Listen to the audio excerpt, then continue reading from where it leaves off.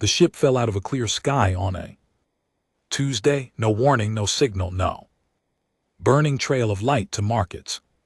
Coming, just a sound like God snapping a bone, and then the ground shook, and then 60,000 tons of alien metal was sitting in the middle of the Kazakhstan steppe, half buried in black scorched earth, still breathing smoke into a sky that had no idea what to do with it. 3 villages felt the tremor. 1 shepherd watched his entire flock bolt south and never come back. A weather satellite caught the impact on the edge of its sensor range and flagged it as a meteor. The flag sat in a queue for 11 minutes before a board analyst in Almaty pulled it up, looked at the thermal image, and called his supervisor. His supervisor called her supervisor. 48 hours later, a military cordon stretched for 12 km in every direction, and Dr. Sarah Chen was standing at the outer edge of it, arguing with a man who had more medals on his chest than she had. Years of education. I am a xenobiologist, she said. I study things that are not from this planet. That she pointed past him at the black shape in the distance, the one that was clearly, obviously not a rock, is a thing that is not from this planet, so please move. Colonel Marcus Webb looked at her the way men like him looked at problems they had not anticipated, like she was a weather system, annoying, temporary. The site is not cleared, he said. Cleared? For what? He had no answer for that. Nobody did. She got through 3 days later, when enough generals had argued with enough scientists, and enough scientists had won that the cordon pulled back to 6 km, and a small joint team was allowed in on foot with equipment they had to carry themselves. There were 7 of them: Chen, 2 physicists named Akafer, and Brandt, a materials engineer called Yusuf, who hadn't slept in 4 days and looked like it, a linguist named Mirova, who kept very quiet and watched everything, and 2 military escorts who had been told not to touch anything and looked deeply unhappy about being here. They walked toward the ship. It was not beautiful. That was the first thing Chen noted. She had imagined her whole career what first contact would look like.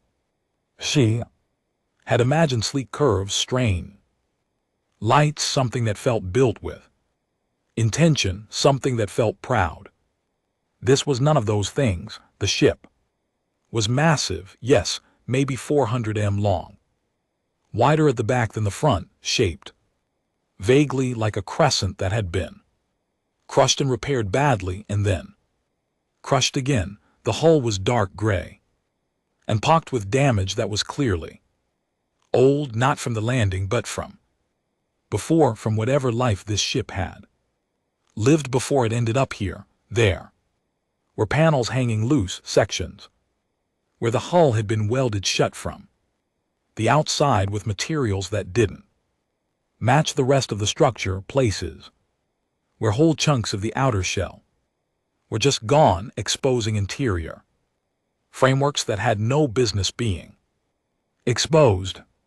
Brandt said what everyone was thinking. It looks like they threw it away. Nobody laughed because it did. It looked exactly like that, like something taken to the edge of town and left at the curb. They walked around the full perimeter that first day. They took readings, they took photographs. They did not try to enter. Chen made notes in her recorder and tried to describe what she was seeing without letting her hands shake. She didn't fully succeed.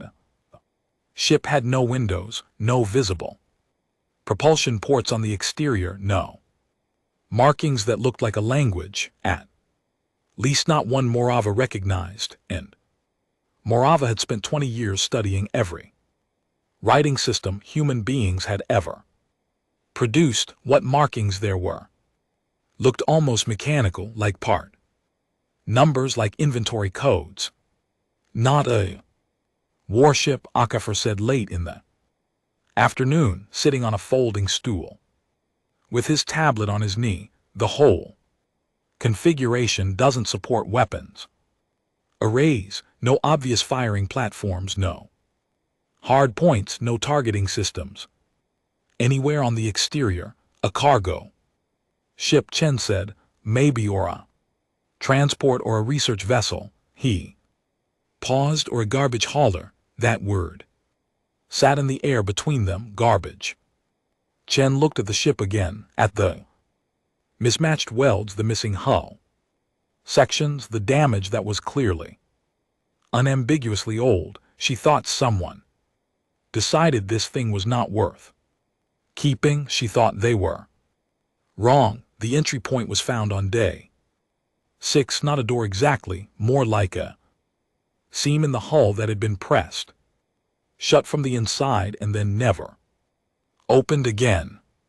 Yusuf spent 2 days studying the seam's edge with instruments and his bare hands before he concluded it was designed open, that the mechanism was internal but had manual override somewhere along the exterior lip. He found the override by accident. He leaned against, and part of it moved under his shoulder. The hiss of pressure equalizing was the loudest sound Chen had ever heard. The door, and it was a door, it swung outward on a hinge system that moved like it had been used 10,000 times, opened onto a corridor that was dark and cold and smelled like nothing, not stale air, not chemicals, nothing like the air inside. It had simply stopped being air at some point and was now just molecules waiting for a purpose. They stood at the threshold. The 2 military escorts had their weapons up. The scientists had their instruments up. Morova had a notebook. Chen stepped in first. The floor was solid under her boots. The walls were a dark metal she could not identify, not the same as the hull exterior, something smoother, something that seemed to absorb her flashlight rather than reflect it. The corridor ran straight for about 30 m and then bent left. The ceiling was low enough that HFY, who was tall, had to angle his head slightly, built for beings roughly human-sized. That was either a coincidence or something much more interesting. They walked the corridor. They found more corridors. They found rooms sealed. Most of them, some of them clearly storage, some of them clearly functional. In some way they couldn't yet parse. They found what appeared to be a central chamber, large and oval, with a raised platform in the middle and surfaces along the walls that were covered in the same inventory code markings from the exterior. They found in a side room off the central chamber 3 dead aliens. They were small. That was the first thing Chen had expected. Large. She didn't know why, perhaps because the ship was large, but these creatures were small, not quite a meter tall, with 4 limbs and a bilateral symmetry that was almost familiar except for all the ways it wasn't. They had been dead for a long time, long enough that what remained was close to mummification. The environment of the sealed ship had preserved them past the point of rot. They were still wearing something that resembled suits, close-fitting, dark blue, with the same inventory code markings on the sleeves. They had not died violently. That was the second thing Chen noted. They were positioned, 2 of them near the room's far wall, and 1 near the door, in postures that looked like rest, like they had simply stopped, like the ship had stopped and taken them with it. Morova was very quiet for a long time. Then she said, "Workers, look at the markings. These aren't military insignia. These aren't rank. These are job classifications." Nobody asked how she knew that. They trusted moreover workers who were on a ship that someone decided to throw away, Akafar said slowly, and they couldn't get out. Yusuf said the room was cold and still. One of the military escorts, a young man named Tors, who had been pointedly not showing any reaction to any of this for 6 days, made a sound in his throat that was almost a word. Chen looked at him. His face was doing something complicated. She understood it. She was doing the same thing with her face. Someone had dumped this ship with the workers still in it. She filed that away in the part of her mind that was not science, the part that was something older and less tidy. She filed it and she kept moving, because there was work to do, and the work was more important right now than the feeling, and she was very good at that particular trade-off. The full report reached 14 governments simultaneously on day 19. The reaction was predictable in structure if not in detail. There was panic. There was overreach. There were emergency sessions and military buildups, and 3 different countries quietly began repositioning satellites before anyone asked them to stop. There was a week where Chen genuinely thought someone was going to do something irreversible, and she spent most of that week on phone calls with people who had much more power than her and much less information. But the ship sat in its crater and did nothing. It had no power. It had no active systems. It was by every measure they had dead, and after the panic had a chance to breathe, curiosity began to win. It always does. With humans, that is the thing about them. Panic is loud and it takes up a lot of room, but it has a short attention span. Curiosity is quiet and it is patient, and it does not give up. The Joint Scientific Commission was formally established 6 weeks after the landing. 43 scientists from 11 countries. Chen was on it. Yusuf was on it. Akafar, Brandt, Morova, all of them.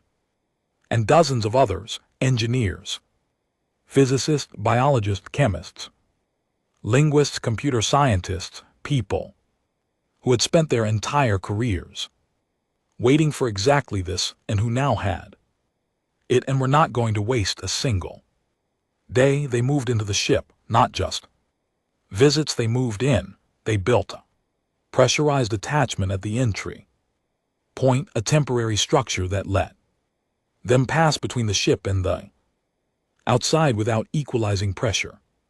Every time they set up workstations in the central chamber, they cataloged every room, every surface, every object. They found there were hundreds of objects. Most of them made no sense yet. That was fine. That was the job. That was what scientists were for, sitting with things that made no sense and refusing to leave until they did. Yusuf found the power core on day 41. It was in the lowest section of the ship chamber that took 3 days to reach, because half the access corridors were collapsed or sealed. The core itself was a sphere about 2 m in diameter, made of a material that Yusuf's instruments categorized embarrassingly as unknown. Class 4 recheck equipment. He rechecked the equipment 4 times. Same answer. The core was not dead. That was the thing. Every other system in the ship was dead, but the core was not. It was running at what appeared to be a very low level, a pilot light. Yusuf said, keeping itself alive, waiting. Waiting for what? Chen asked. Yusuf looked at the sphere for a long time. He said. Maybe she didn't ask him to explain that. She wrote it in her notes and let it sit. The first breakthrough came from Morava, which surprised no one who knew her. She had Spent 2 months with the markings, not just the inventory codes, though she had decoded relatively early. They were indeed job classifications and item categories and numerical systems that mapped onto base 12 counting, which itself told them something important. She had spent 2 months with the deeper markings, the ones in the central chamber, the ones that covered the raised platform completely and ran along the walls in patterns that were clearly not inventory and clearly not decorative. She came to Chen's workstation on a Wednesday morning and put a single sheet of printed notes on the desk. "It's a manual," she said. Chen looked up. Markings on the platform there. Instructions, step-by-step operational instructions for someone who does not know how to operate the ship. Morava sat down across from her, and for the first time in 2 months she looked like she had slept. They left a manual on the platform in the most central, most visible location in the ship, right where anyone who entered would see it. Chen stared at her. "They knew," she said. Morava nodded. "Someone knew this ship was being dumped. Someone knew it might be found, and someone wrote instructions for whoever found it." She paused. "In a writing system designed to be decoded. The structure is pedagogical. It teaches you how to read it as you read it. I've been decoding it for 2 months, and I didn't realize until this morning that the early sections were teaching me the language I needed to read the later sections." Chen sat back in her chair. Outside, through the pressurized attachment through the hull of the ship, somewhere above them, the stars were doing what they always did, sitting there not caring, but someone out there had cared. Someone had left a message, had hidden a key inside the lock for whoever came after. She thought about the 3 dead workers in the side room.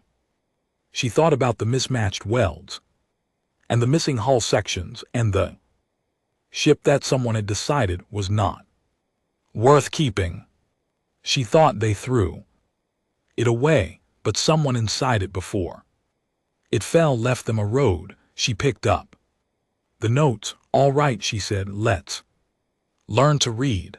The manual had 43 sections. Morava worked through them in order, the way the manual itself seemed to demand, each section built on the last, each set of symbols unlocking the next layer of meaning, the way a key unlocks a door that contains another key. She worked with 2 linguists she trusted, a mathematician named Patel who understood structural patterns better than anyone Chen had ever met, and a pot of tea that she refilled so many times. The kettle in the workstation corner gave out and had to be replaced. By Section 9 she could read simple operational commands. By Section 17 she understood the ship's internal map. By Section 26 she was reading technical specifications that Yusuf stood over her shoulder to see, and Yusuf did not stand over anyone's shoulder for anything, so that told Chen something. "It's not just a manual for the ship," Morava said one evening 3 months into the work. The central chamber was quiet around them. Most of the team had gone to the sleeping quarters in the pressurized attachment. The ship's walls absorbed sound the same way they absorbed light completely, so the quiet was total, the kind of quiet that sits on your chest. "What is it then?" Chen asked. Morava set down her pen. She had gone back to pen and paper weeks ago, said it helped her think in shapes instead of words. "It's a letter," she said. "The technical instructions are real, they work, but they're the frame. The content, the actual content, is a letter from someone inside this ship, written before it was Dumped, written to whoever came after. Chen waited. The writer knew the ship was condemned. They disagreed with the decision. They thought the ship had value that the people condemning it couldn't see or didn't want to see. Morova picked up her pen again, turned it in her fingers. They called them the ones who dumped it, the Veth, and the writer used a word for the Veth that I've been translating as the ones who decide weight, like the ones who decide what is worth carrying, and they decided this ship wasn't. They decide everything isn't. Eventually, Morova looked at the walls, the markings running floor to ceiling, the inventory codes, and the deeper language beneath them. The writer called the ship the Unbroken, not its official designation. That was a number. Unbroken was what the crew called it, what they workers called it. The 3 dead workers in the side room. Chen had thought about them every day for 3 months. The writer was one of them. She said it wasn't a question. Morova nodded. A maintenance engineer, lower crew, someone who kept the ship running and was not consulted when the ship was written off. She paused. The Veth considered the core drive irreparable. The writer disagreed. They believed the core could be restarted with the right sequence and the right materials, and they spent the last section of the manual explaining exactly how to do it. Chen stood up. Show Yosef. Yosef. Read the translation 3 times. Standing up, not moving, with the expression of a man who has just been told something he has wanted to hear his whole life and is not sure yet if he should trust it. Then he went to the core chamber and did not come out for 18 hours. When he emerged, he was wearing the same clothes, and his eyes had that specific unfocused look that meant he had been thinking so hard he had temporarily stopped experiencing his own body. He sat down across from Chen in the central chamber and put his hands flat on the table. The core isn't broken, he said. The Veth said it was. The Veth were wrong. He said it simply, with no drama, the way you say something that is just true. The core went into a protection state. Something happened. I think a cascade failure in the secondary systems, maybe 100 years ago, maybe more, and the core locked itself down to prevent full collapse. It's been sitting in that locked state ever since. The Veth ran diagnostics, saw a lockdown core, and called it dead. And it's not. It's completely intact. It's been waiting. He looked at her. The restart sequence in the manual. I cross-referenced it with the physical components I've been cataloging for 3 months. Every component the writer mentioned exists. Some of them need to be reconnected. Some of the secondary systems need to be rebuilt, and I can build them because I now understand what they do. He stopped. Sarah, I can restart this ship's core drive. Quiet of the chamber sat around them. How long? She said. A year.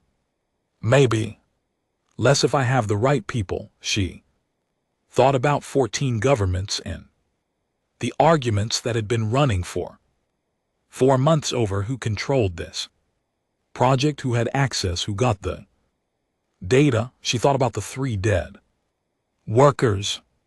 You'll have the right people, she said. She was wrong about one thing. It took 8 months, not because Yusuf was slow, because the world kept interrupting. 4 months in, 2 governments withdrew from the Joint Commission over a dispute about data sharing agreements that had nothing to do with the ship and everything to do with older arguments that had been looking for a new arena. Chen spent 3 weeks doing nothing but phone calls, pulling strings she hadn't known she had, trading favors with people she didn't particularly like. She got them back barely 2 months after that. A private security contractor hired by a technology company whose name Chen was not supposed to know but knew anyway, got through the outer coordinate 300 in the morning with cutting equipment and the goal of taking physical samples from the hull. They got as far as the entry point before military response reached them. Nobody was hurt. The contractor's employer issued a statement calling it a research initiative.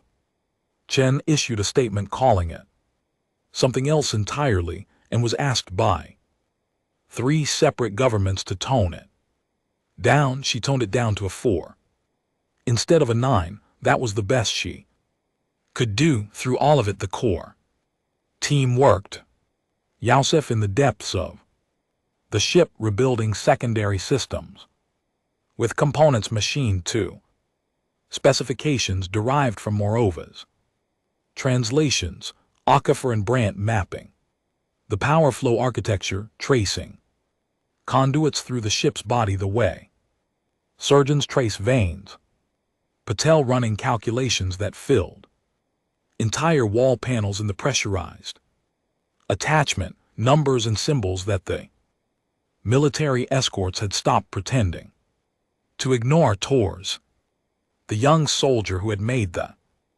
complicated sound in the room with the dead workers, had quietly requested a reassignment to the commission security detail rather than a rotation out. He spent his off hours watching Aquifer work and asking careful questions. Aquifer, who had no patience for people who wasted his time, had started answering them. Chen noticed these things. She filed them. On the morning of the restart, the central chamber held 31 people. Yosef had wanted to run it with just the core team. Chess had overruled him gently because this was not something that belonged only to the people who had done the work. It belonged to everyone who had come this far. Every argument, every sleepless night, every hour of bureaucratic combat, it was all pointing at this moment, and the people who had lived those hours deserved to be in the room. The sequence was 14 steps. Morova had translated it 6 times to be sure. Yosef had rehearsed it twice on the physical components without completing the final activation step, just to confirm his hands knew the path. He began. Steps 1 through 8 were quiet physical reconnections, conduit alignments, the setting of parameters on panels that had been dark for longer than humanity had been building cities. The ship did not react. It sat and waited the way it had always waited. Step 9 was the first power injection into the secondary network. The lights came on, not the harsh white lights the team had strung through the ship themselves. Something else, a low blue-tinted illumination that rose from the walls themselves, from channels in the dark metal that nobody had identified because they had never been lit. The entire ship breathed light slowly, evenly, like something waking from a very long sleep. Nobody spoke. Step 10, 11, 12, the sound came. At step 13, a low vibration felt in the feet before it was heard by the ears, rising from somewhere far below them. From the core chamber, a sound like a vast, slow heartbeat finding its rhythm. Step 14, Yosef pressed his palm flat against the activation panel. The heartbeat deepened, the lights brightened by 10% and held every display surface in the central chamber. Surfaces they had cataloged as display surfaces for months without being able to use them came alive at once, filling with data in the Veth script and the inventory language in the deeper Language of the manual, the ship was. Awake, the room erupted, not the way. Rooms erupt in films. It was not neat or triumphant, it was messy and loud, and someone was crying and someone else was laughing.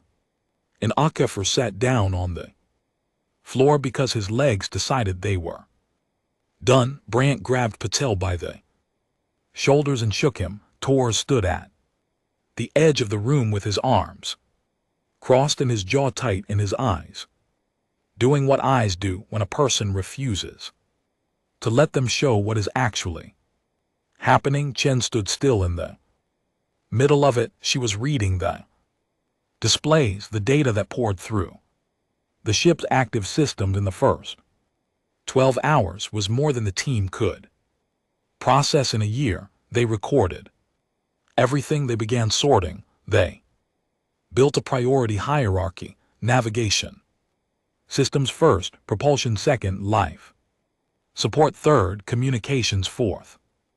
It was in the communications archive that Chen found the context she hadn't known she was missing.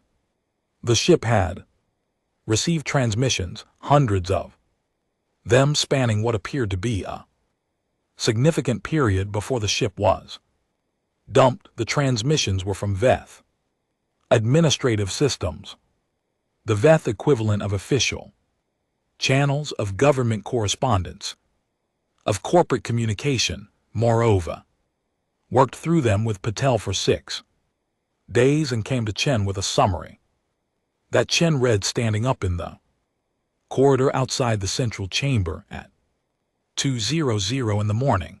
The VETH were old, extraordinarily old as a civilization. The scale of the timeline in the records suggested tens of thousands of years of organized spacefaring. They were large, not in physical size but in reach.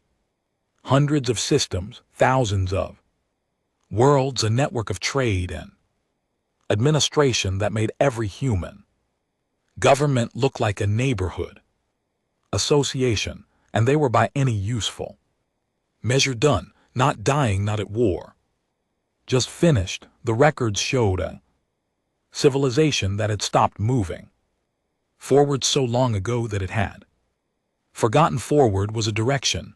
They VETH-10's administrative systems were dedicated almost entirely to maintenance, maintaining what existed, maintaining the order of things as they were. Any system that was not performing at its designated function was classified, processed, and removed.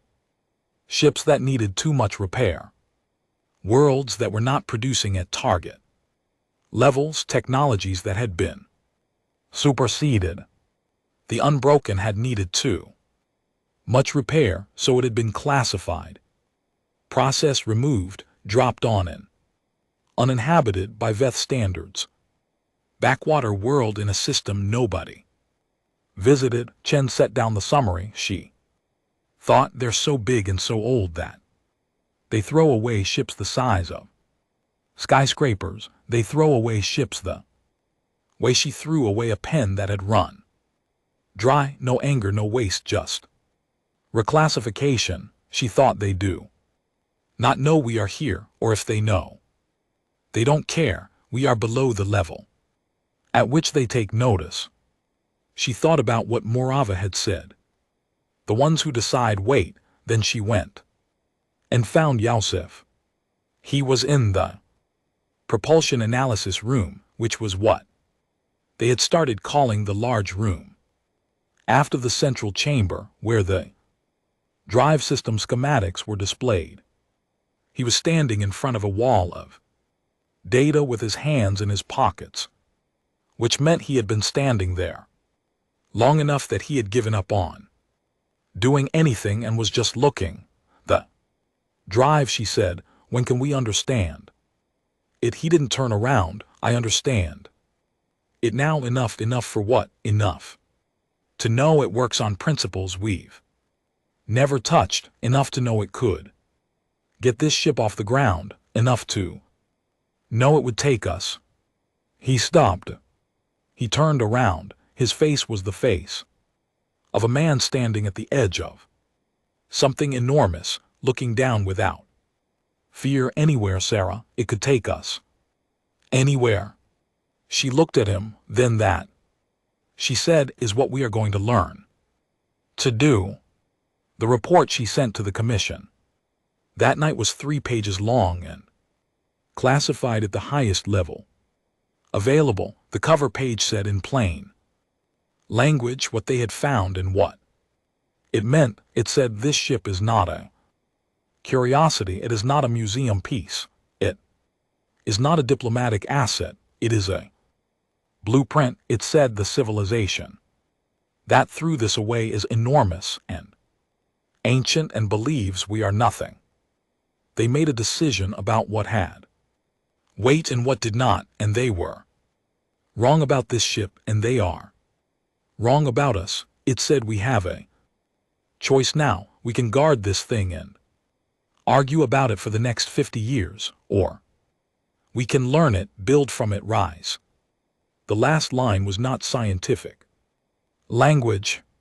Chen knew that. She included it anyway. It said they looked at this ship and saw a failed thing. We looked at it and saw a road. Let's find out who is right. 7 years is a long time to build something. It is also by the measure of what humanity was trying to build, almost impossibly short.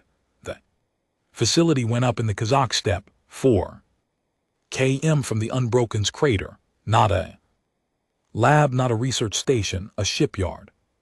The largest construction project in human history, which was a sentence that people kept saying out loud because it didn't feel real until you heard it spoken. 43 nations contributed resources. 16 of them contributed engineering teams. 6 of them contributed manufacturing capacity that had never been pointed at anything except military hardware, and now was pointed at something else entirely. The arguments did not stop. They never stopped. They were just managed the way you manage a fire that you need for warmth and cannot afford to let go out and cannot afford to let grow. Chen spent 2 of those 7 years doing almost nothing except managing the fire. She got gray at the temples. She stopped noticing the unbroken state and its crater. It had become the world's most studied object by a margin so large the second-place object, a meteorite in a Moscow museum, was almost an insult by comparison. Every system was mapped. Every component was cataloged and understood, and in most cases replicated. Yusuf's team reverse engineered the alloys by working backward from the properties.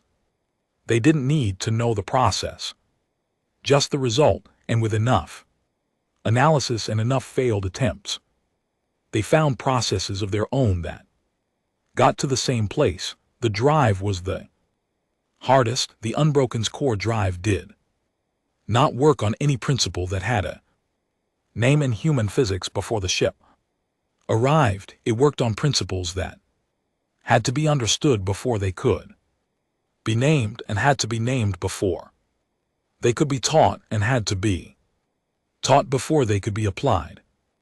Akafar spent 18 months developing a new branch of mathematics just to describe what the drive was doing. He published it. It was the most cited paper in the history of scientific publishing. Within a year, he did not care about the citations. He cared that the equations were right. They were right. The drive on humanity's first ship, the one being assembled in the shipyard, whole plates going up week by week, a skeleton of familiar steel over a heart of entirely new principles worked. It worked on paper. It worked in simulation. It worked in the subscale test platform they built in year 4, a drive the size of a large room that they fired for 8 seconds in a test chamber and then spent 3 months analyzing the data from, because 8 seconds had been enough to confirm everything, and also to produce 7 new questions for everyone it answered. Torres was there for the subscale test. He had been part of the Commission's security and operations team for 6 years by then, and had quietly, without announcement, become something else. He was not a soldier playing a secondary role anymore. He understood the systems well enough to brief visiting officials when the scientists were too busy, which was always. He had read every translation Morova had produced. He had sat with HFY's mathematics until they made sense to him, which had taken 8 months and a level of stubborn refusal to quit that HFY had publicly called at a team dinner the most impressive non-scientific thing he had ever witnessed. When the subscale drive fired and held for its 8 seconds, and the test chamber shook, and every instrument in the room spiked and then settled, Torres stood with his arms crossed and did not smile, but his breathing changed. Chen was standing next to him, and she heard it, she understood it. She was doing the same thing with her lungs. The ship was named in year 6 before it was finished because waiting felt wrong. There were proposals, hundreds of them, submitted through the Commission's public portal from people all over the world who wanted to be part of naming the thing. Most of them were fine, dignified, historic, the names of scientists, of explorers, of concepts. Unity, Pioneer, First Light. Chen read them all. She sat with them for a week. Then she went to Morova.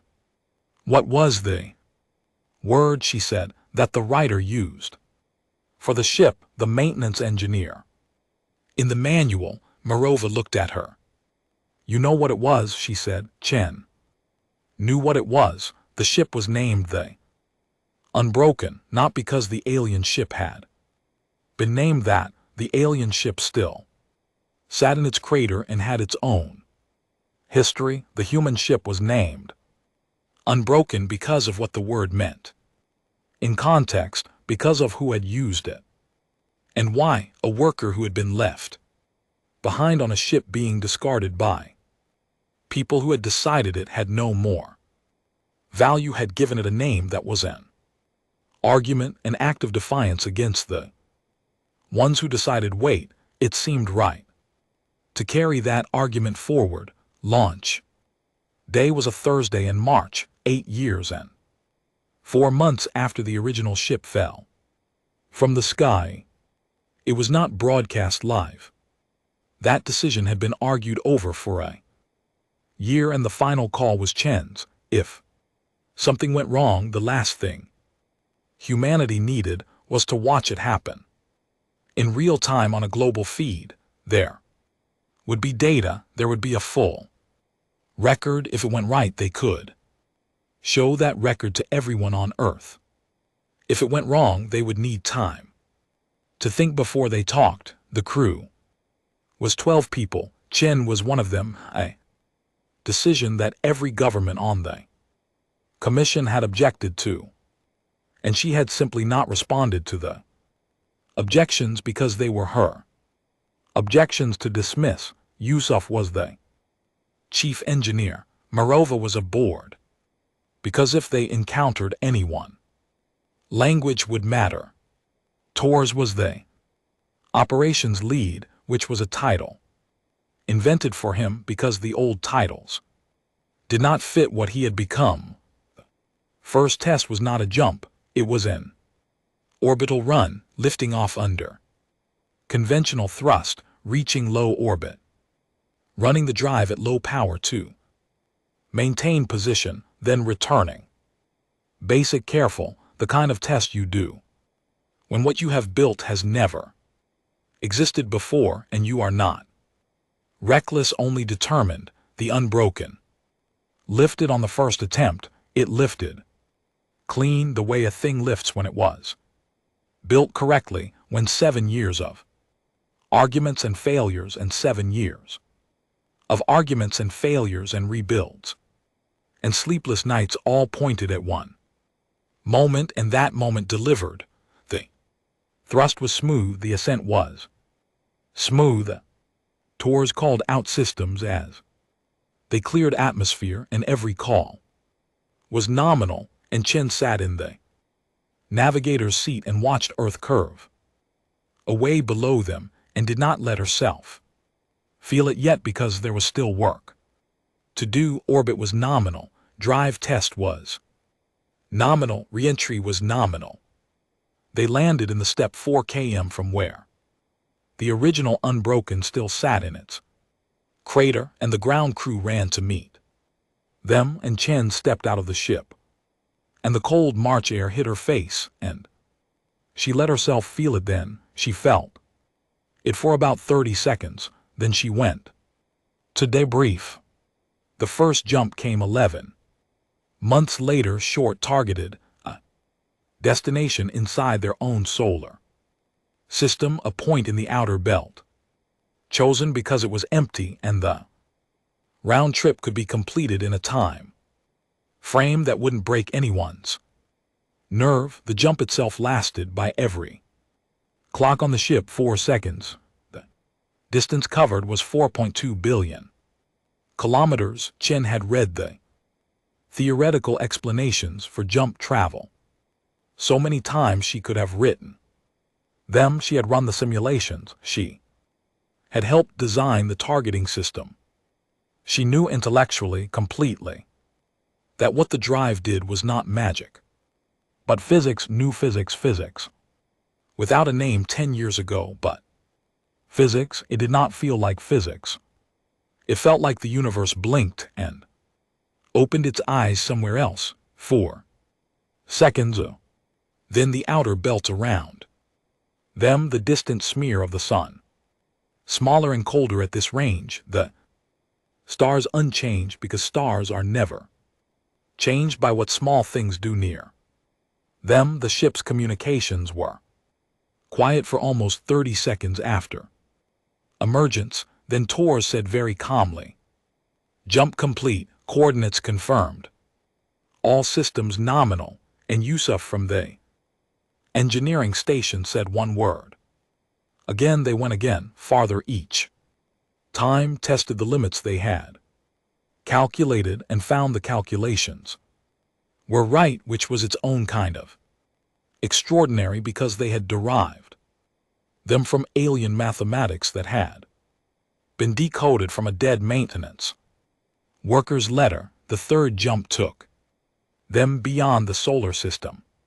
The fourth jump took them to a star system 31 light years from Earth that HFY had flagged as interesting based on spectral data, a yellow star with planets, stable orbits, and the kind of atmospheric signatures that meant if you were paying attention, that something was happening there that wasn't just geology. They dropped out of jump in the outer edge of the system and ran passive scans. Yusuf saw it first. Ship, he said, bearing 274, range approximately 40 million kilometers. One ship holding position near the system's second planet, not moving toward them, not moving away. The configuration was nothing like the Unbroken.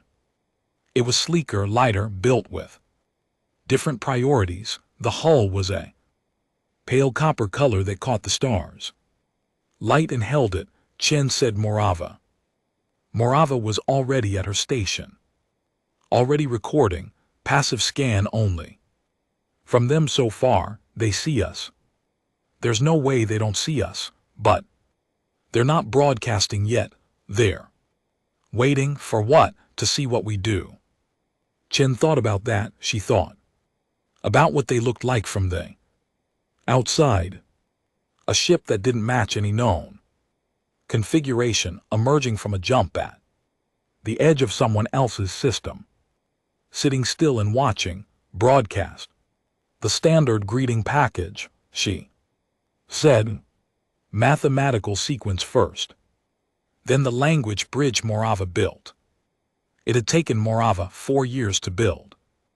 The language bridge, a first contact.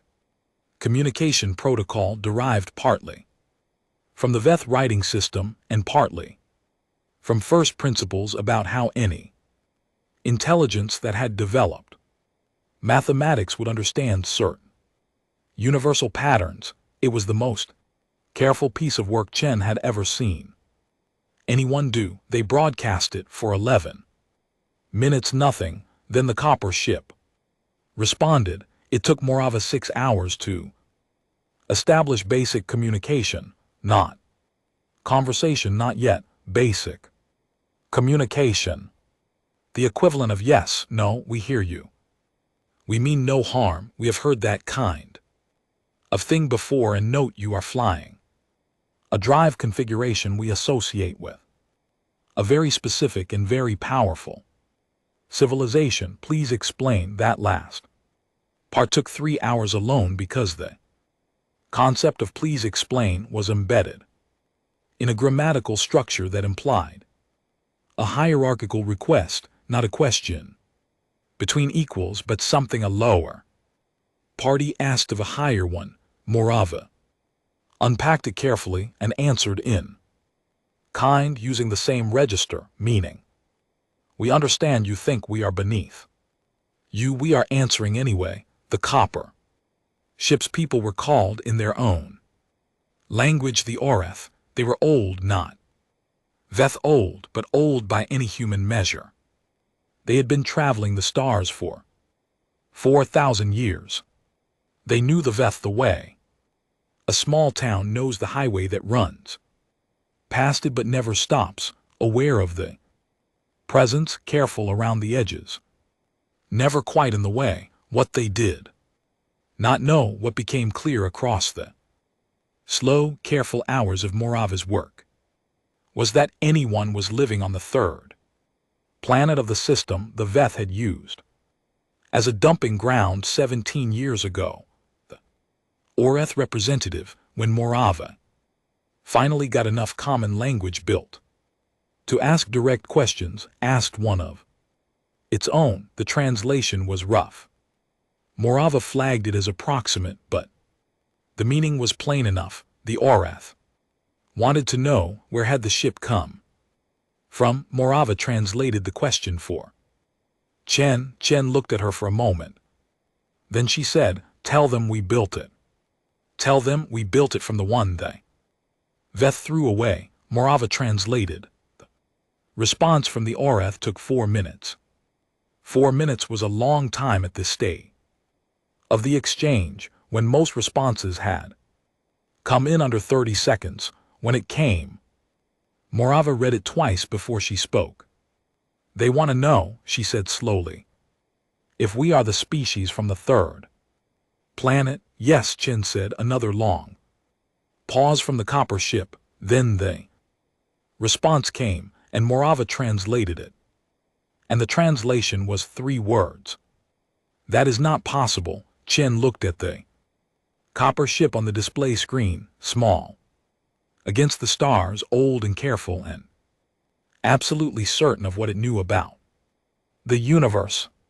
She thought about a maintenance engineer on a condemned ship writing a letter to no one, believing someone would come.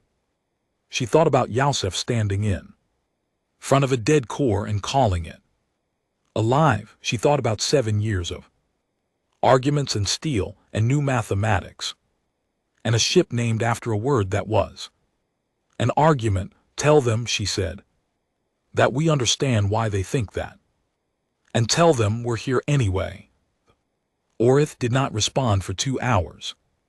When they did, the message was longer, more careful. Morava spent an hour with it and came back to Chen with something that was not a translation of the words, but a translation of the feeling behind them, which was the more important thing. The Oreth were afraid, not of the humans specifically, not yet.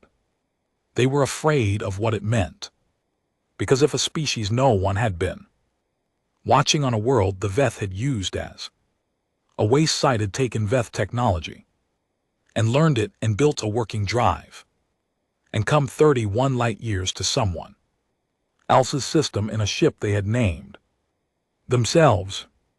Then something had changed in the galaxy that the Orith's 4,000 years of careful navigation had not prepared them for. Something new was moving, and it had not asked anyone's permission. Chen received the summary from Morova and read it, standing up the way she read things that mattered. Then she asked for a full system scan of the Orith world. She asked Alkefer for an estimate on their technological level. She asked Tors for a security assessment of their current position.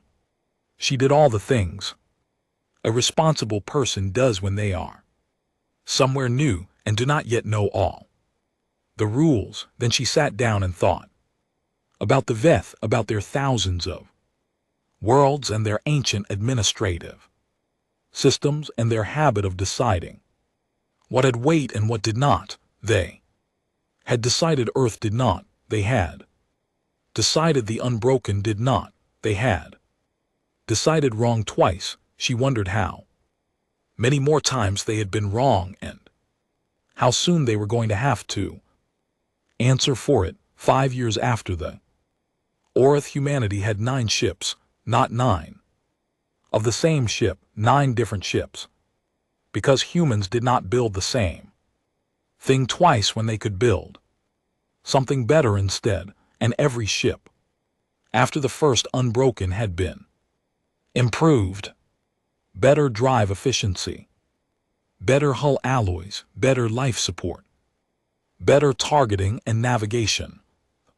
Shipyard in the steppe had grown to 3 times its original size, and there were 2 more yards now, one off the coast of South Africa and one in orbit, the orbital yard being the thing that Yusuf had pushed for hardest and gotten approved fastest, because once you could get to orbit cheaply, the idea of building in orbit was almost obvious. The Orith had been careful and slow and curious in the way that very old civilizations are curious, like scholars handling a document they are not sure is authentic. They had sent a diplomatic vessel to Earth system 14 months after the first contact, and the visit had been formal and measured and had produced a framework for communication that both sides agreed was a beginning and not an end. They had also, without being asked, told humanity something important. They had told them where Veth space was, not as a gift, not out of generosity.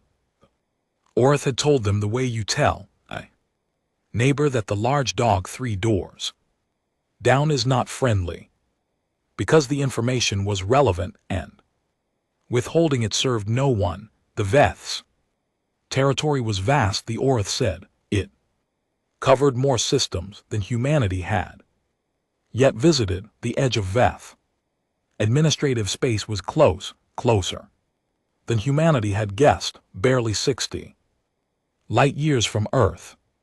And the Veth had, as far as the Orith knew, still not updated their records to reflect that anything interesting lived on the 3rd planet of their old dumping ground.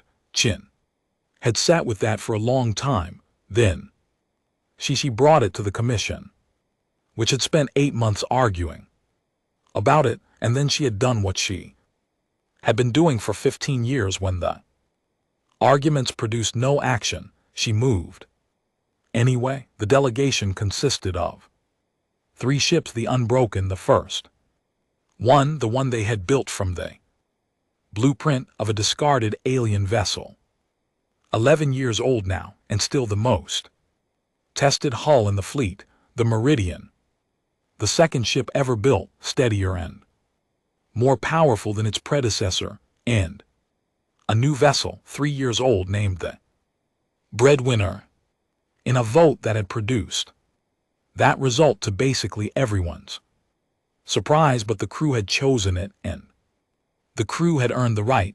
Tors commanded the Unbroken now. He had held the role for 4 years, having moved from operations to command the way water moves to low ground, not dramatically, just inevitably, following the path of least resistance toward the place it was always going. He was not the kind of commander who made speeches. He ran a ship the way Yusuf ran an engine room, quietly, completely, with total attention and no wasted motion.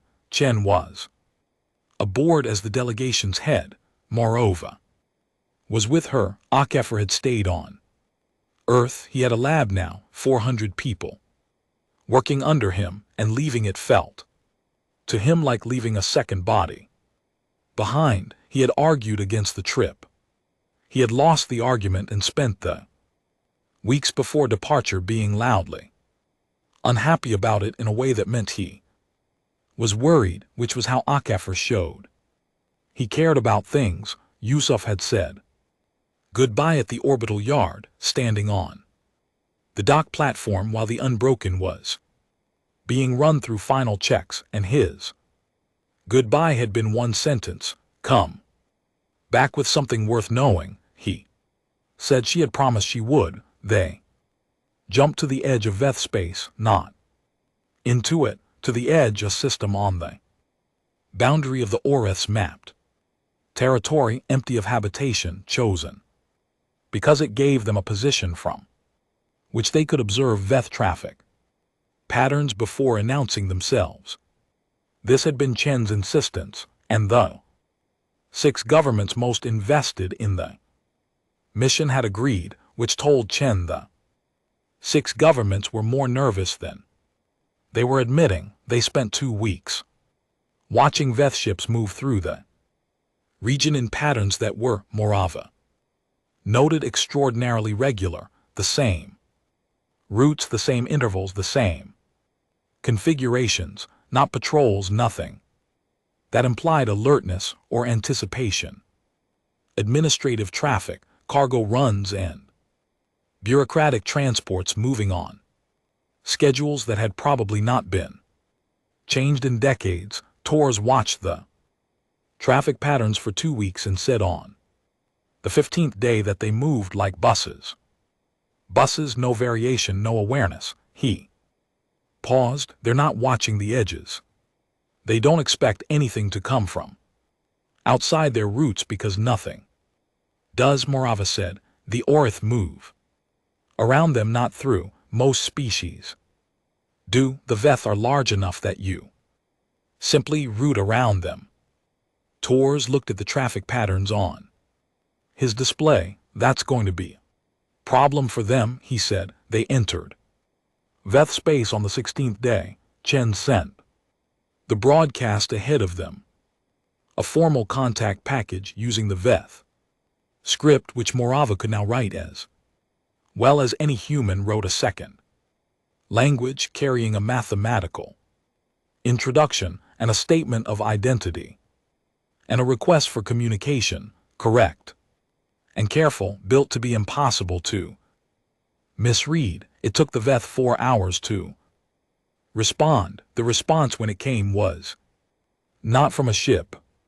It was from an administrative relay station, 3 light hours inside their border, an automated system, by the look of it, routing the signal through bureaucratic chain that Morava mapped in real time as the messages passed through it. The reply that came back was the kind of reply that an administrative system sends when something has landed in the wrong category and it is not sure what to do with it. It was, in essence, a form letter.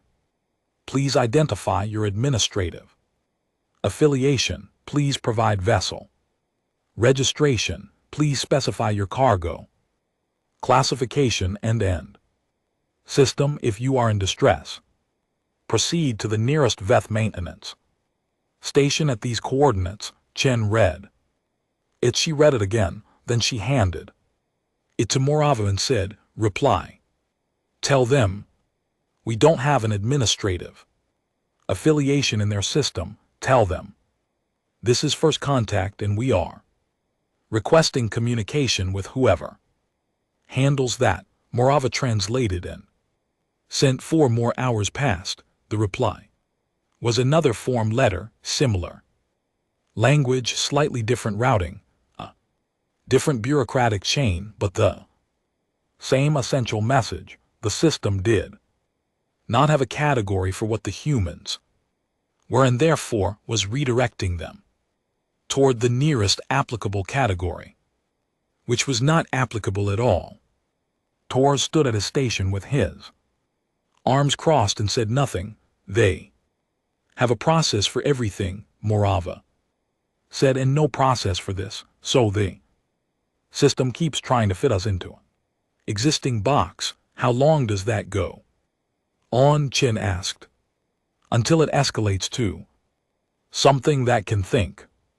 It took 11 hours and 4 more form letters before that happened. The ship that came was large, not a warship.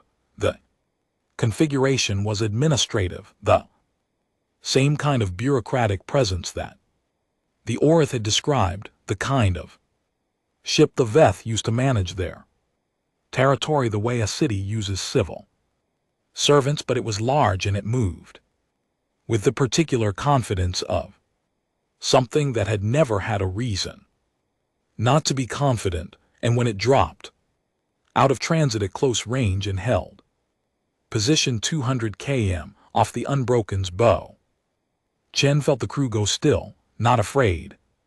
Still alert. Good. The communication that came from the administrative ship was direct. Morava had it translated. Within minutes, the message said, you are in Veth space without authorization. Please identify and provide administrative registration. Chen dictated the reply herself with Morava handling the translation. It said, we are from the 3rd planet of the system you use for disposal. We have no registration in your system because until 17 years ago, we did not know your system existed. We know it now. We are here to introduce ourselves. The Veth ship took 22 minutes to reply in the normal rhythm of the exchange. That was very long. The reply said, the 3rd planet of the Yunfo system is classified as uninhabited, category 4. Subsapient biosphere, no administrative significance. Chen read that 3 times. Subsapient. She sat with the word. For a moment, she let it be what it was. Then she filed it in the same place she had filed everything else over the last 15 years that had tried to tell her that what she was doing was not worth doing. The reply she sent said, your classification is incorrect. We would like the opportunity to demonstrate that. Another long pause. Then the Veth ship asked a question that the automated systems had not been capable of asking. It asked, how did you get a functioning interstellar drive? And Chen, for the first time in the entire exchange, smiled. She told them exactly how. She did not soften it. She did not present it diplomatically or cushion it in careful language. Morava had offered to rephrase, and Chen had said no because the truth of it was the point. She said, 18 years ago a Veth vessel was classified as failed and discarded into the Yunfo system. It landed on the 3rd planet. We recovered it. We studied it. We rebuilt it. We built more ships from what we learned. We are here in one of those ships now, she said. We found the crew still aboard. We know what the ship was called and who named it and why. She said, your people decided the Unbroken had no more weight. We disagreed. The Veth ship's response took 41 minutes. When it came, it was not a single message, but a cascade of bureaucratic transmissions, signals going out in multiple directions, up. Administrative chains, flagging systems. Routing status changes, the humans could see the signal spreading from the ship, like ripples in still water. The machinery of a vast old civilization, beginning to turn its attention toward a thing it had not expected to exist.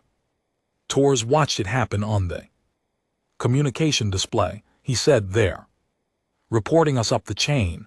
"Good," Chen said. "They're not going to like what they hear from the top." "Probably not."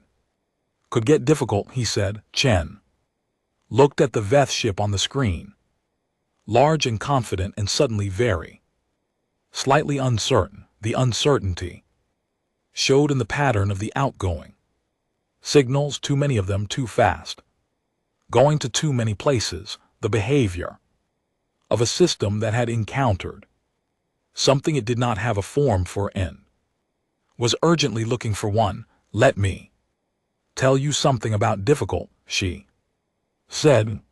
"We took apart a ship we found in a hole in the ground and learned to sail it in 7 years. We flew 31 light years to say hello to people who didn't know we were coming. We got here by doing the impossible so many times we stopped calling it that." She looked at Tors. "Difficult is something we know." He said nothing, but the corner of his mouth did a small thing that was almost a smile. The Veth sent a second ship 6 hours later, then a third. None of them were warships. That was important. Chen and Tors watched each arrival carefully, and every ship that came had the same administrative configuration.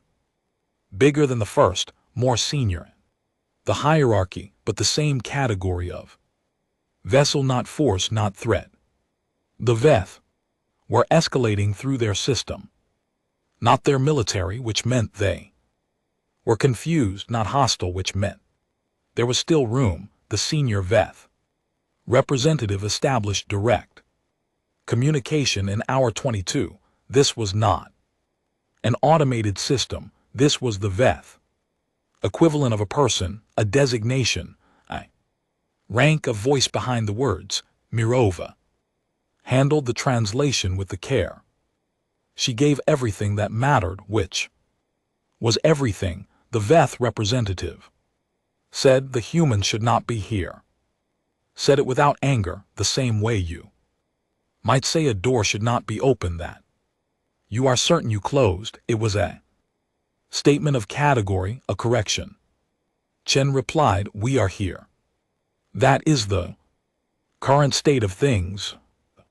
Representative said the U4 system was Veth territory, and the third planet was catalogued under Veth administrative code. Chen replied, "You are welcome to update the catalog." A pause, then the representative said something that Mirova translated twice before she was satisfied with it. The word the Veth used was not quite a question and not quite a challenge. It was something in between, an interrogation of reality, a demand that the universe explain itself. The word meant, "What are you?" Chen thought about that question, about everything that had led moment, the crater, the dark ship, the dead workers, the manual on the platform wall. 7 years of arguments and steel. The first jump, the Orth sphere. 5 years of building and learning and going farther. Each time she thought about Yusuf's hand on the activations panel and the lights rising in the walls of a ship that had been declared dead and was not dead. She thought about the unbroken, the one in the crater, the one she was standing in. She gave Mirova the reply and waited while Mirova found it in the Veth language. Then they sent it. It said, "We are the people from the world you didn't think was worth watching. We have been watching you for 18 years. We know what you threw away and why. We know what it cost the people you left on that ship. We know how your system works and what it values and what it decides. Has no more weight, it said. We are here to tell you that your system made an error, it said. We are also here to tell you that we are not asking for your permission to be here. We are extending you the courtesy of an introduction. We suggest you accept it. The Veth ships held their positions. The silence stretched. Torai stood at the command station watching the display and said nothing. Morova sat at her station with her hands folded and waited. Chen watched the Veth ships and felt the silence the way you feel whether something large and deciding, moving toward a shape it had not yet taken. She was not afraid. She had not been afraid since the day she stood in a dark alien corridor and decided to keep walking. She was not about to start now. The Veth took 3 days to respond, not 3 days of silence. The administrative signals kept moving, spreading further into Veth space, climbing higher up the chain, reaching levels of the bureaucracy that had not received a novel input in longer than anyone on the human ships could calculate. The machinery of a civilization that had been running on maintenance mode for thousands of years was being asked, for the first time in a very long time, to make a new decision. Tors watched the signals and did not sleep much. Chen slept less. Morova slept fine. When Chen asked her how she managed it, Morova said she had spent her career sitting with things she did not yet understand, waiting for them to become clear. This was just another version of that. She said it the way she said most things, simply without decoration, as a statement of practical fact. Chen envied her that she always had the breadwinner and the Meridian held their positions flanking the Unbroken. Their crews ran normal operations and tried not to watch the Veth ships too closely, which was a thing you could only do for so long before you gave up and watched. Anyway, the Veth ships, 7 of them, now each larger and more senior than the last, held their own positions in a rough arc 200 km off, not an encirclement, not a threatening formation, just presence. The physical expression of an institution that was not sure what to do but was certain that doing nothing was also wrong. On the 3rd day, a new ship arrived. Different configuration, not administrative, not military exactly, but built with the kind of deliberate weight that meant it carried authority rather than function. It was the largest vessel any of the humans had seen up close, dark and slow and certain of itself, and it positioned itself at the center of the Veth arc and held there, and then opened a communication channel directly to the Unbroken. Morova looked at the incoming signal and was quiet for a moment. Senior diplomatic designation, she said. This isn't a. This is someone who was sent by whom? Tors asked. By whatever is at the top. She paused. They took 3 days because they went all the way up, and whoever is at the top decided to send someone down instead of a form letter. Chen sat up straighter. Then let's talk, she said. The Veth diplomat's name translated as something close to assessor, not a personal name, a title, a role, a function within the system. The Veth did not appear to use personal names in official contexts. Everything was designation and classification, rank and category. Even the being speaking to them was a category before it was an individual. The assessor spoke with Morava for 2 hours. Chen sat beside her and listened, getting Morava's running translation in real time, keeping her face even and her responses measured. The assessor's opening position was not hostile. That was the first surprise. Chen had been prepared for many things. Dismissal, threat, bureaucratic.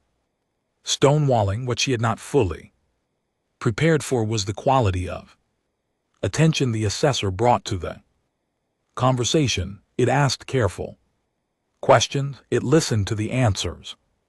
It did not repeat its conclusions as though the answers hadn't been given. The vet had known. It said that the HFY system had been used for disposal. This was unremarkable. Hundreds of systems had been used that way over the centuries. The third planet's biosphere had been classified as subsapient based on assessments that were, the assessor acknowledged with no particular emotion. Old, very old. How old? Chen asked through Morava. Older than your recorded history, the assessor said.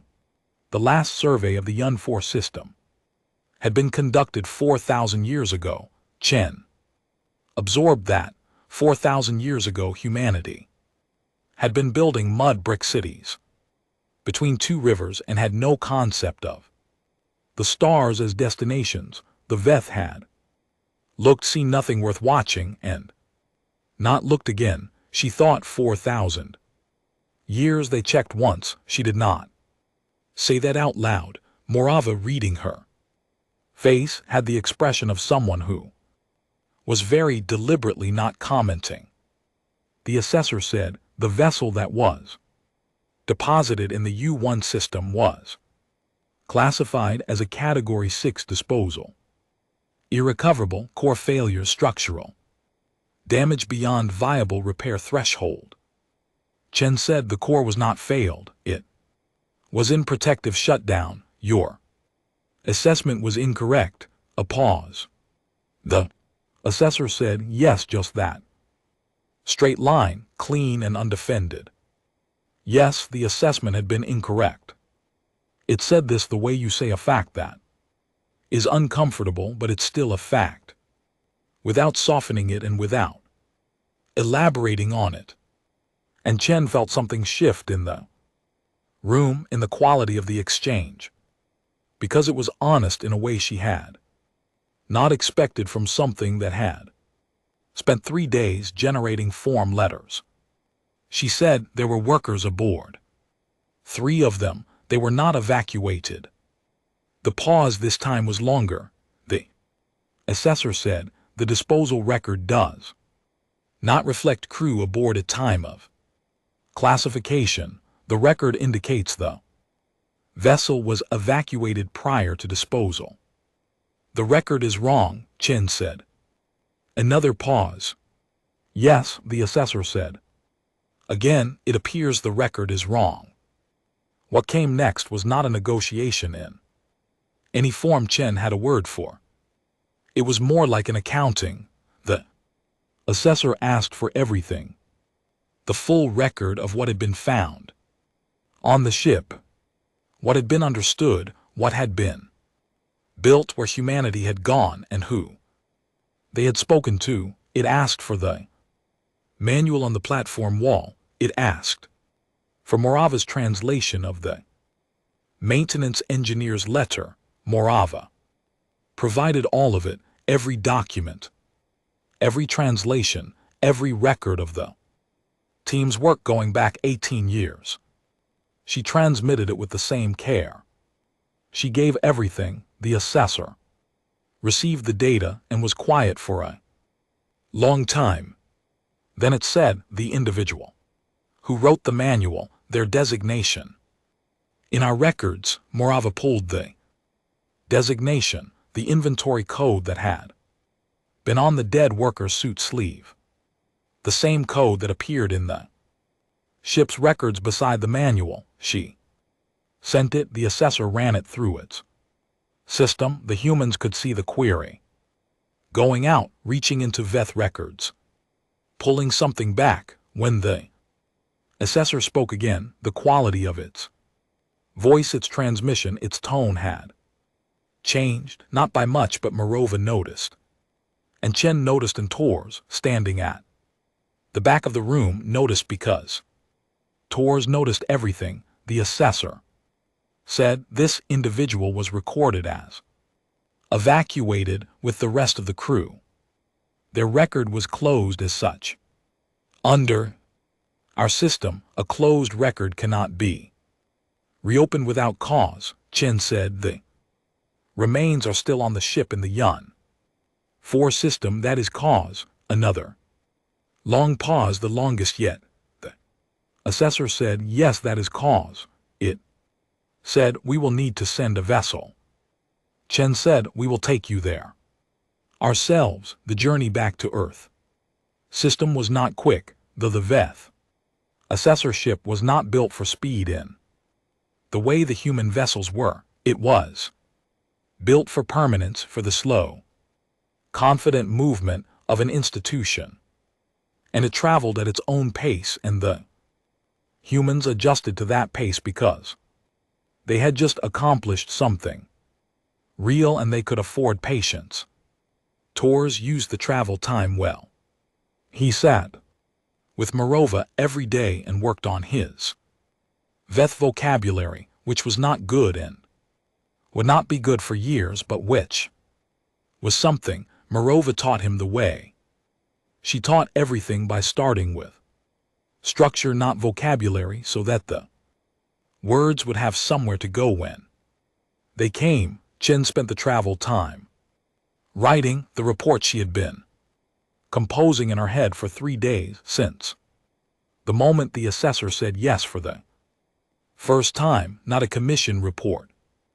Those would come later, long and formal, and argued over by people who had not been in the room. This was something else, the record of what had happened from the beginning, from the Tuesday when a ship fell out of a clear sky to this, a human vessel leading a Veth diplomat toward a crater in the Kazakhstan steppe.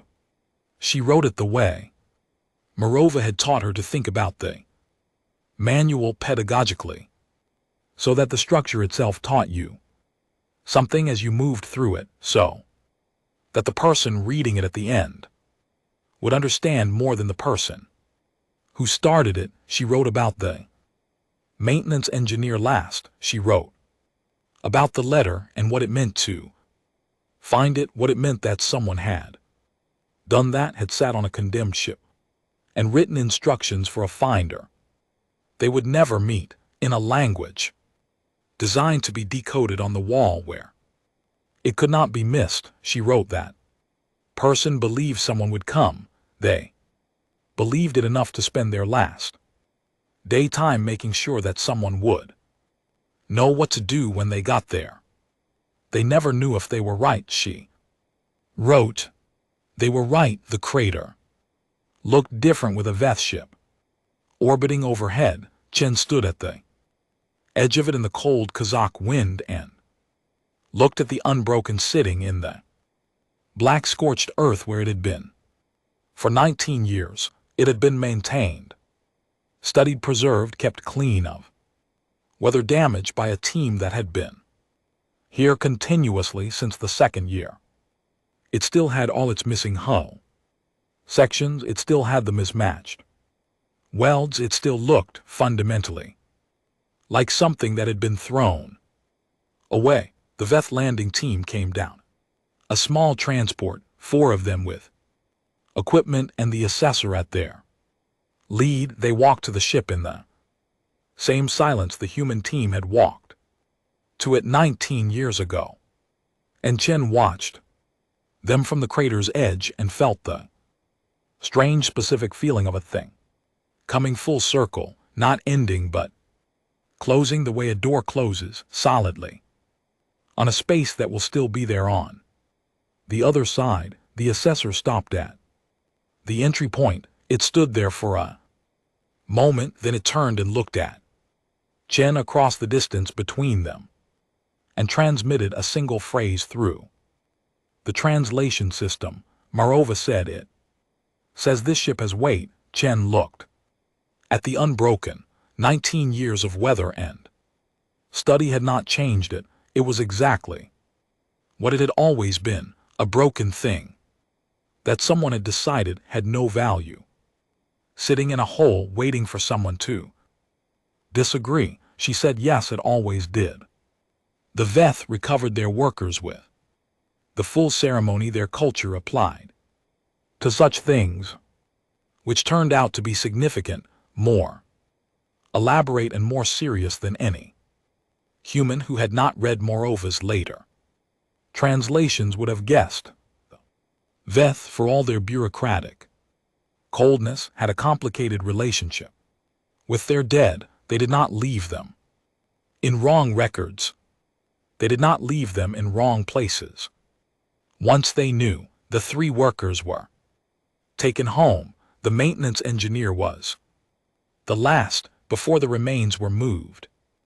Morova asked the assessor for the individual's personal name, not the designation, the name, the one the crew would have used. The assessor accessed the record that had been reopened and provided it, the name translated approximately as Ren. Morova wrote it down. She added it to the translation of the manual on the cover page above the title, where it should have been from the beginning. The manual of the Unbroken by Ren. Chen stood in the ship's central chamber one last time, while the Veth finished their work in the side room. The blue light still ran through the walls. The display surfaces still showed data in a language she could now read almost with effort.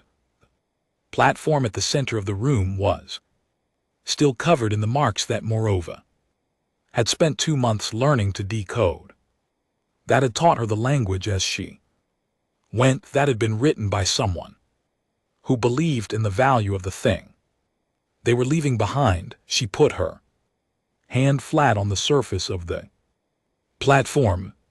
The Metz was cool and smooth, and it absorbed her warmth the same way. It absorbed everything completely. Without giving it back, she stayed there for a moment, then she went out. The agreement with the Veth took 14 more months to reach, and was not simple, and was not painless, and required arguments that Chen would not describe as pleasant, even in the mildest possible framing. The Veth system did not change quickly. It had not been built to change quickly. It had been built to persist, and it would persist long after everyone involved in this negotiation was gone. But it changed. The Ampher system was reclassified. The 3rd planet's entry was updated.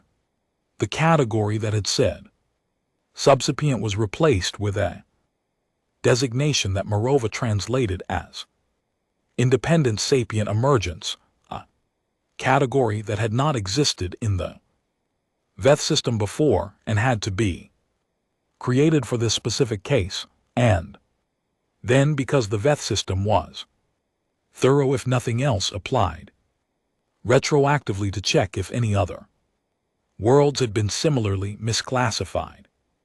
They found 6, 3 of them had developed nothing further, 2 of them had complex ecosystems that warranted new surveys. 1 of them had, in the intervening centuries since the last assessment, developed something that looked a great deal like civilization.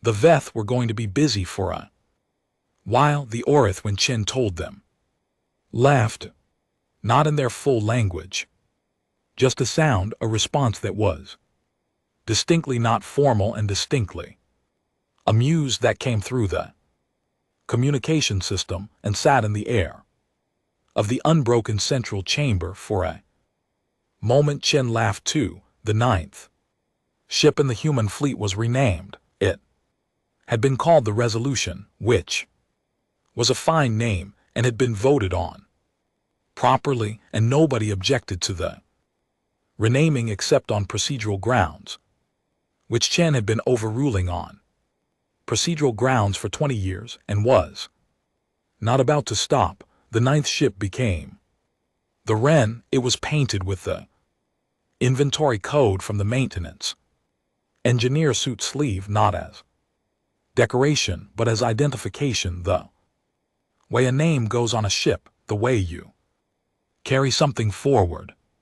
At the commissioning ceremony, which was held at the orbital yard with every commission member present and several Orith observers and one very senior Veth administrative representative who had come without being asked and stood at the back without speaking, Chen gave the shortest speech of her career. She said 18 years ago, someone left a road for us. They didn't know who would find it. They didn't know if anyone would.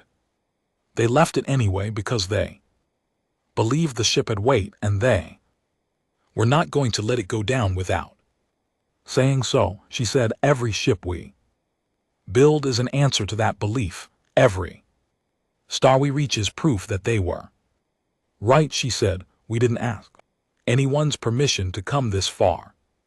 We're not going to ask for the next part either.